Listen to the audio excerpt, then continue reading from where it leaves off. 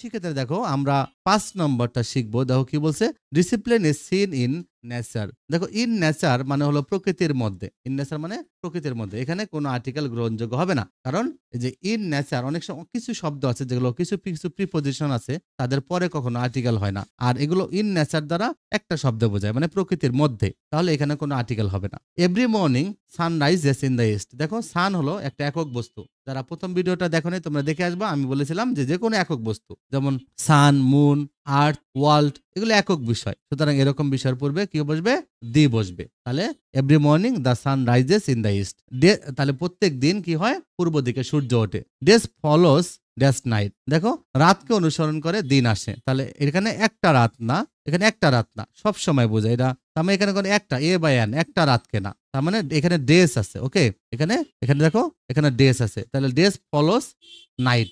শিখে দেখো একটা রাত হবে না, তার মানে আমি এখানে আর্টিকেল ক্রস ব্যবহার করতে পারবো, আবার দি ব্যবহার করতে পারবো। ওকে, ক্রস বা দি দিতে পারবো। তার মানে আমি যদি বলি ডেস ফলোস নাইট এটাও হবে, আবার যদি বলি ডেস ফলোস দ্য নাইট এটাও হবে, কিন্তু এ আন দেওয়া যাবে না, কারণ এ আন দিলে একটা হয়ে যাবে। বার্ড সিং আন ফ্লাওয়ার ব্লুজুম মানে পাখিরা গান গায়, ফুল ফোটে। এভরিওয়ার ইন নেচার প্রকৃতির সব জায়গায় there is harmony, there is a harmony. Harmony মানে মিল বা ঐক্য, একটা মিল দেখতে পাই আমরা জানি বলি একটা মিল, তাহলে আ হারমোনি। তাহলে হারমোনি এইচ হলো যেহেতু কনসোনেন্ট, আমরা এ ব্যবহার করব। If there are no discipline in nature, তাহলে এখানে কোনো আর্টিকেল হবে না। ইন নেচার তো আমরা জানি প্রকৃতিতে, যদি প্রকৃতিতে কোনো কি থাকে, ডিসিপ্লিন না থাকে, there would have been chaos everywhere, তাহলে চারদিকে কি থাকবে, অরাজকতা থাকবে।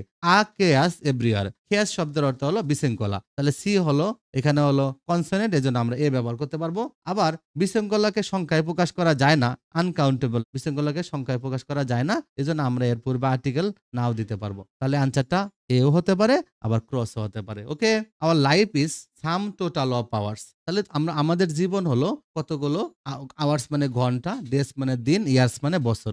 তাহলে আমাদের জীবন হলো কতগুলো ঘন্টা, দিন অথবা বছরের সমষ্টি। তাহলে আমরা এখানে দেখো সাম টোটাল অফ, এই জন্য আমরা দি লিখতে পারবো, আমরা জানি ওয়ার্ড অফ হলে দি লেখা যায়। আবার আমরা এ লিখতে পারবো, যেহেতু একটা যোগফল এই জন্য এও লেখা যাবে এখানে। তবে তোমরা যে রুলের অনুযায়ী যে sum total of word of আছে, তোমরা এখানে দি ব্যবহার করবো। ওকে, আর life is the sum total of hours, days and years, but all days are not equally memorable to us. কিন্তু সবগুলো দিন আমাদের কাছে সমানভাবে স্মরণীয় না। মোস্ট অফ ডেজ, দেখো এখানে ডেজ হলো প্লুরাল নাম্বার, দেখো ডেজ, তাহলে যেহেতু প্লুরাল নাম্বার এজন্য আমরা দি ব্যবহার করবো। ওকে, অনেক বেশি প্লুরাল নাম্বারের ক্ষেত্রে এ এন ব্যবহার করা যায় না, দি ব্যবহার করা যায়। তাহলে most of the days are forgotten with dash passage of. দেখো কোনো ওয়ার্ডের পরে অফ থাকলে আমরা জানি দি বসে। এটা এত গুরুত্বপূর্ণ রুল, এটা অনেক বেশি থাকবেই তোমার পরীক্ষাতে, অনেকগুলো থাকবে, 3-4টা থাকে এটার উপরেই, মাঝে মাঝে 5টা থাকলেও এখানে 3টা বা 2টা। দেখো তাহলে কি হলো যে উইথ প্যাসেজ অফ টাইম মানে সময়ের প্রেক্ষিতে কিছু দিনগুলো আমরা ভুলে যাই। অনলি ফিউ ডে, আমরা শিখেছিলাম যে কোনো ফিউ এর পূর্বে সবসময় কি হয়, লিটল ফিউ পিস।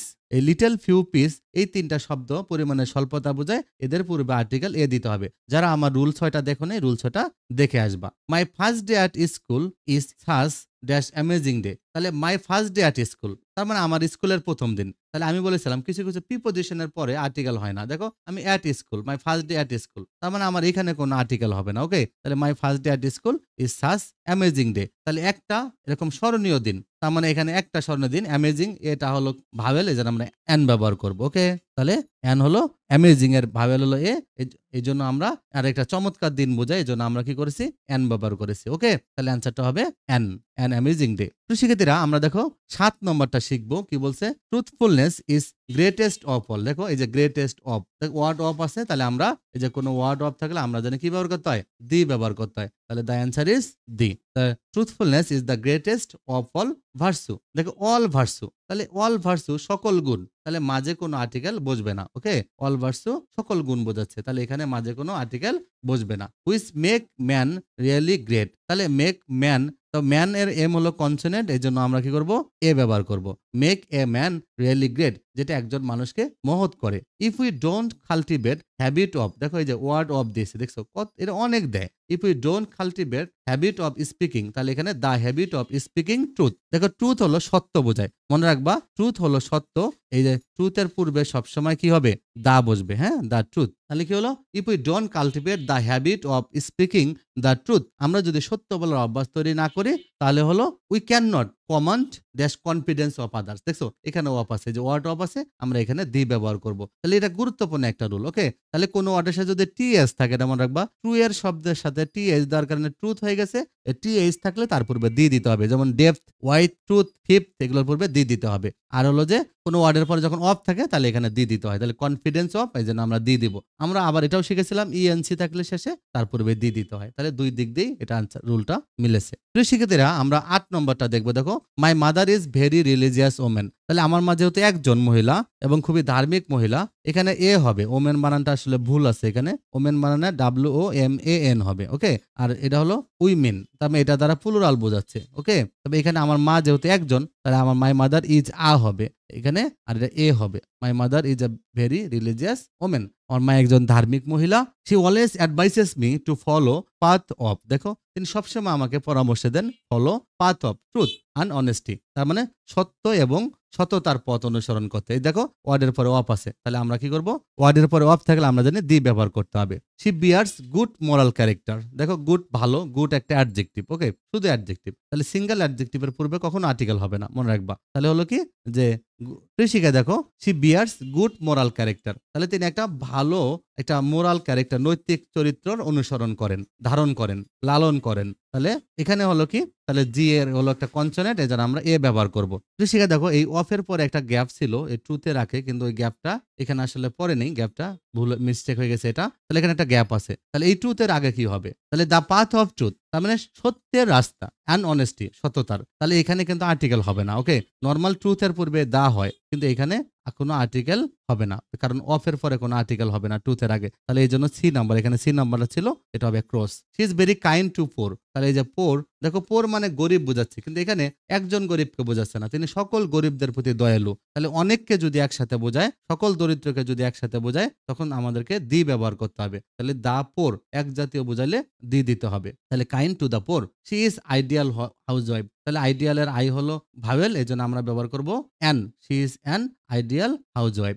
শিখে দেখো, আমরা 9 নম্বরটা শিখবো। দেখো কি বলছে, আ ট্রু ফ্রেন্ড ইজ অ্যাসেট। দেখো প্রিয় শিক্ষার্থীরা, অ্যাসেটের এটা হলো কি ভাওয়েল, তাহলে আমরা কি করছি, অ্যান ব্যবহার করেছি। Okay, a true friend is an asset, মানে এটা অ্যাসেট মানে সম্পদ। তাহলে একজন ভালো বন্ধু হলো একটা সম্পদ। He stands by his friend in dash time of danger, মানে সে বিপদের সময় বন্ধুর পাশে দাঁড়ায়। তাহলে দেখো ইন টাইম অফ ডেঞ্জার, এই যে ইন টাইম অফ ডেঞ্জার মানে বিপদের সময়ে, তাহলে ইন টাইম, তাহলে এখানে মাঝে কোনো আর্টিকেল বসবে না। আমরা জানি এরকম কিছু, ইন টাইম মানে সময়ের মধ্যে, একটা সময়ের মধ্যে বোঝায়, এর মাঝে কোনো আর্টিকেল বসবে না। Okay, he is not a greedy person, সে কখনো লোভী না। He always wishes for welfare of his friend, সে সবসময় তার বন্ধুর কল্যাণ চায়। তার মানে এই যে ওয়েলফেয়ার অফ, কোনো ওয়ার্ডের পরে যদি আমরা অফ থাকে, আমরা জানি যে কোনো ওয়ার্ডের পর অফ থাকলে তাহলে তার পূর্বে দিয়ে দিতে হবে। তাহলে অ্যান্সারটা হলো the he always wishes for the welfare of his friend, but it is matter of fact. এখানে এটা একটা দুঃখের বিষয়, যে তাহলে আমরা লিখতে পারবো it is a matter of fact, যে it is matter of sorrow, it is matter of happiness, fact, joy, এগুলো দুঃখ, একটা দুঃখ, সুখ, ঘটনা, আনন্দ, এরকম বোঝাচ্ছে। তার মানে ইট ইজ হবে, তুমি এখানে দিবা it's a matter of fact that, দেখো dash ideal friend is very rare today, এখানে ইজ দিয়েছে, তার মানে আইডিয়াল ফ্রেন্ড দ্বারা একজনকে বোঝাচ্ছে, আর যেহেতু আই আছে এজন্য আমরা কি লিখবো, অ্যান লিখবো। An ideal friend is very rare today, তাহলে ইজ ভেরি রেয়ার মানে খুবই রেয়ার, রেয়ার মানে নাই, বেশি দেখা যায় না, এর রেয়ারটা হলো অ্যাডজেক্টিভ। ওকে, তার মানে এখানে এর আর কোনো আর্টিকেল বসবে না, এখানে ক্রস চিহ্ন দিতে হবে। ওকে, 0 আর্টিকেল হবে। প্রিয় শিক্ষার্থীরা, আমরা দেখো 10 নম্বরটা শিখবো। প্রিয় শিক্ষার্থীরা, দেখো English is an international language. দেখো আইটা যেহেতু ভাওয়েল, এর জন্য আমরা অ্যান ব্যবহার করব। It is spoken all over world. আমরা জানি প্রিয় শিক্ষার্থীরা, ওয়ার্ল্ড, আর্থ এগুলো একক জিনিস, এদের পূর্বে সবসময় দি বসবে। হ্যাঁ, তাহলে অ্যান্সারটা হবে দি, অ্যান্সারটা হবে the. The importance of English can not be describe in word, এটা একটু স্পেস হবে। The English importance of English, তাহলে এখানে আমি তো আর্টিকেল ব্যবহারই করেছি। দ্য ইম্পর্টেন্স অফ ইংলিশ, ভাষা, ল্যাঙ্গুয়েজ এবং সাবজেক্ট হলো বিষয়। এই সাবজেক্টের পূর্বে আর ভাষার পূর্বে নাম কখনো আর্টিকেল বসবে না।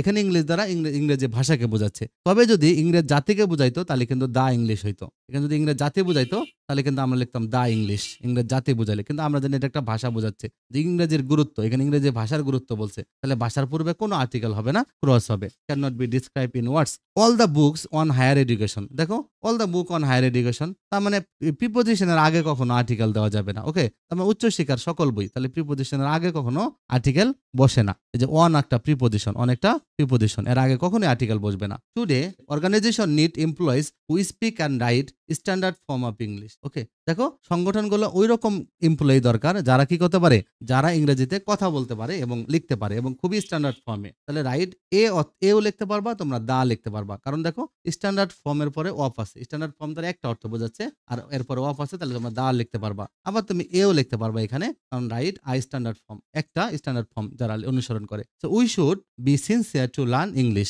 তাহলে এখানেও দেখো আমাদেরকে কি করতে হবে, ইংরেজি শেখার জন্য সিনসিয়ার হতে হবে। ইংরেজি এখানে সাবজেক্ট বোঝাচ্ছে, তাহলেও আর্টিকেল হবে না। ওকে, তাহলে দেখো ক্রস হবে। ইংরেজি ভাষা বা বিষয়, তখন কোনো আর্টিকেল কি হবে না। Mister Hasan is an English teacher. দেখো অ্যান ইংলিশ টিচার তো বলেই দিছে একজন ইংরেজি শিক্ষক, তাহলে এখানে কোনো আর্টিকেল ইজ এম এ।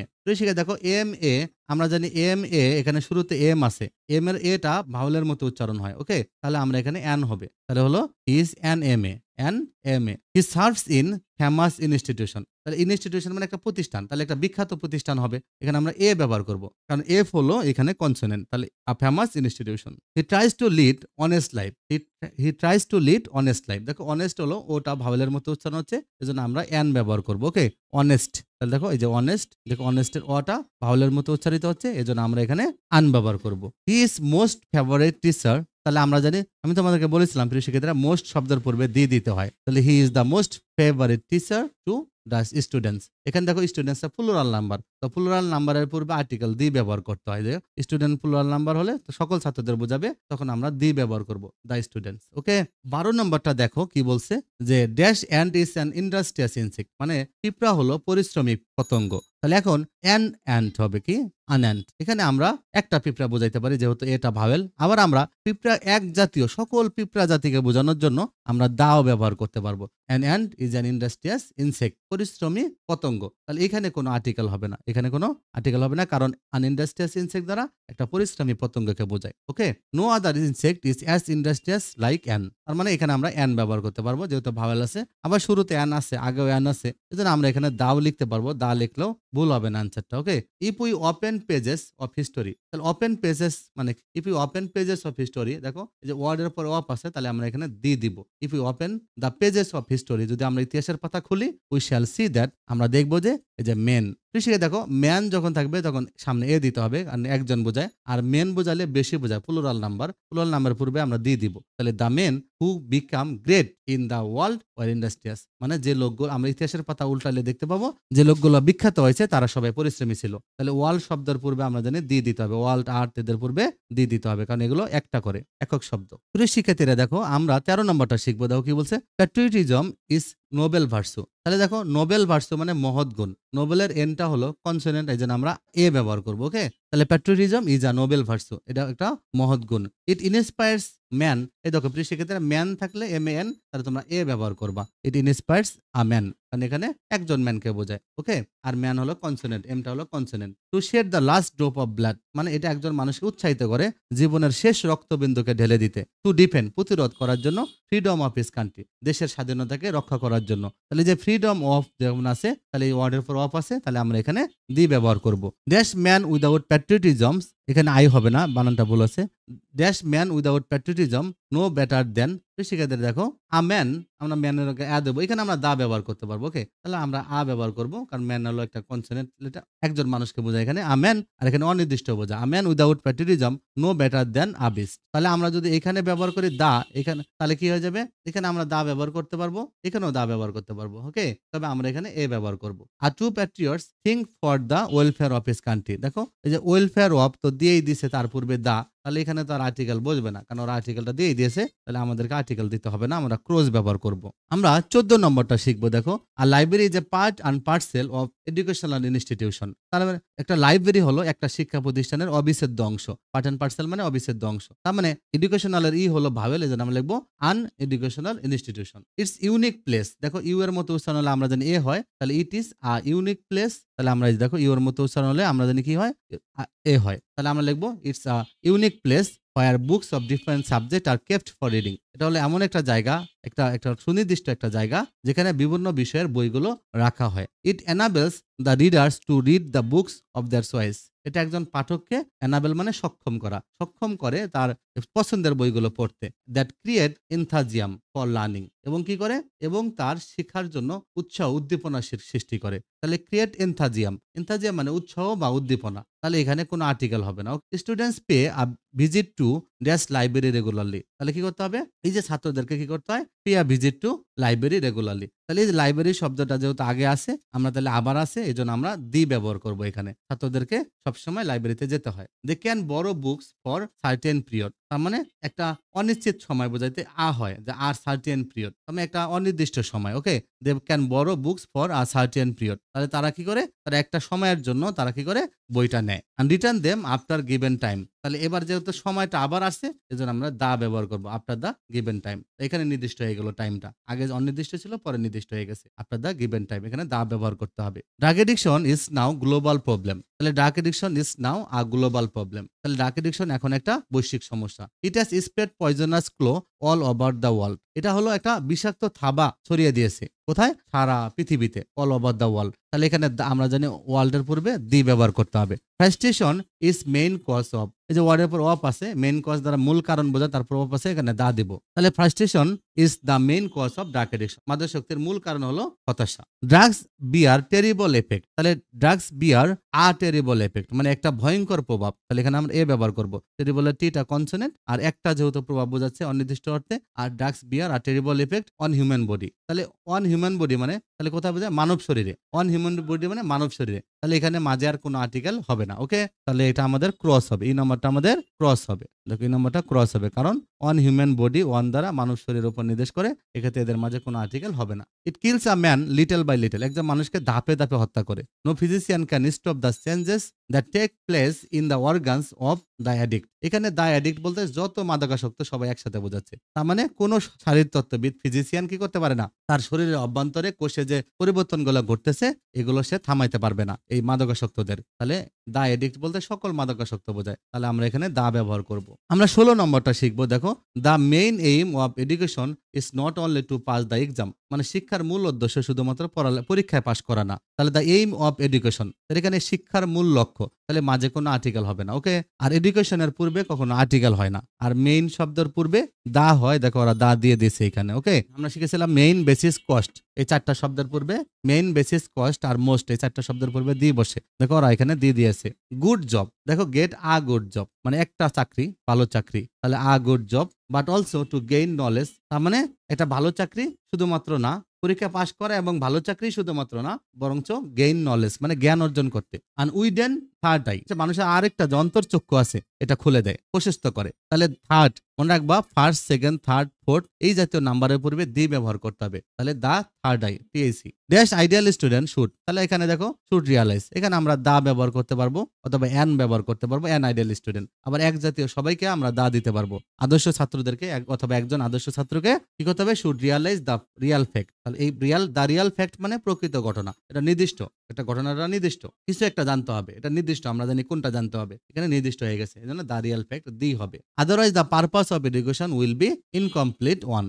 না হলে কি হবে, otherwise the purpose of education will be an incomplete one. তার মানে এখানে ইনকমপ্লিট এর আই হলো ভাওয়েল, এই জন্য অ্যান হয়েছে। আমরা 17 নম্বরটা শিখবো। দেখো কি বলছে, যে লুৎফর ইজ স্ট্রিট বয়। লুৎফর একটা স্ট্রিট বালক, তাহলে আমরা আ ব্যবহার করব। হি ইজ অরফ্যান, এতিম, যেহেতু অরফ্যান মানে এতিম, তাহলে আমরা অ্যান ব্যবহার করব, যেহেতু ও আছে vowel. He lives in the state of Chittagong city. তাহলে চিটাগাং সিটি মানে একটা জিনিস, চিটাগাং শহর বোঝায়, মাঝে কোনো আর্টিকেল হবে না, এটা ক্রস হবে। One day he went to New Market, একদিন সে নিউ মার্কেটে গেল। He saw a fruit seller selling different kinds of fruits. সে দেখলো বিভিন্ন ধরনের ফল বিক্রি করতেছে। তাহলে কাইন্ডস অফ ফ্রুটস মানে ফলের ধরন, তাহলে মাঝে কোনো আর্টিকেল হবে না। দেয়ার হি ফাউন্ড ওল্ড ম্যান, এখানে একটা বৃদ্ধ লোক দেখতে পারলো, তাহলে অ্যান ব্যবহার করব, কারণ এখানে একটা বৃদ্ধ লোক ছিল।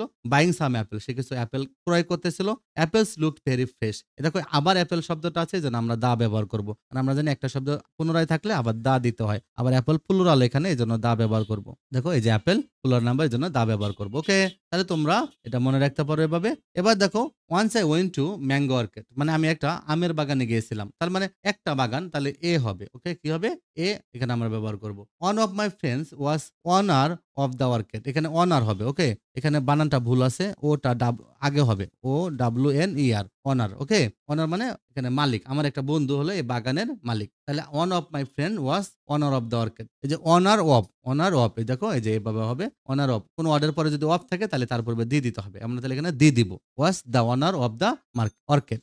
হোয়াইল ওয়াকিং, যখন হাঁটতেছিলাম, আই ফাউন্ড ম্যাঙ্গো লাইং, তার মানে ম্যাঙ্গো যেহেতু এখানে সিঙ্গুলার আছে এবং কনসোনেন্ট আছে, এই জন্য আমরা এ দিব। I found a mango lying under tree, তাহলে যেহেতু এখানে আগে তার মানে আন্ডার ট্রি, এখানে আমার ট্রি শব্দটা আগে ছিল না, এজন্য আমরা এ লিখবো, কারণ ট্রিটা হলো কনসোনেন্ট। ওকে, কৃষিকে দেখো এখানে আন্ডার কি হলো, তাহলে এখানে যেহেতু লাইং আন্ডার ট্রি, তার মানে গাছের নিচে, একটা গাছের নিচে এ হবে, কারণ ট্রি শব্দটা আগে ছিল না, আর ট্রিটা হলো কনসোনেন্ট, এজন্য আমরা এ ব্যবহার করেছি। ড্যাশ ম্যাঙ্গো ওয়াজ রাইপ, এবার কিন্তু আবার ম্যাঙ্গো শব্দটা দিছে। দেখো আগে ম্যাঙ্গো ছিল, আমরা জানি একটা শব্দ একবার থাকলে যদি আবার দেয় তাহলে তার পূর্বে দি দিতে হবে, তাহলে এখানে আমরা লিখবো দা ম্যাঙ্গো ওয়াজ রাইপ, আমটা পাকা ছিল। সিং ম্যাঙ্গো, দেখো আবার ম্যাঙ্গো দিছে, আমরা আবার দা লিখবো। সিং দা ম্যাঙ্গো ইন মাই হ্যান্ড, আমার হাতে আমটা দেখে মাই ফ্রেন্ড সেড, আমার বন্ধু বলল, ইট উইল টেস্ট সুইট, এটা মিষ্টি হবে। আমরা 19 নম্বরটা শিখবো যে we live in an age of science, আমরা বিজ্ঞানের যুগে বাস করি। তাহলে এজ অফ সায়েন্স মানে কি, বিজ্ঞানের যুগ, তাহলে অ্যান এজ অফ সায়েন্স, দেখো এখানে একটা বিজ্ঞানের যুগ, এখন বর্তমানে একটা বিজ্ঞানের যুগ, আমরা এখানে দিও ব্যবহার করা যাইতো, we live in the age of science, তাও হয়তো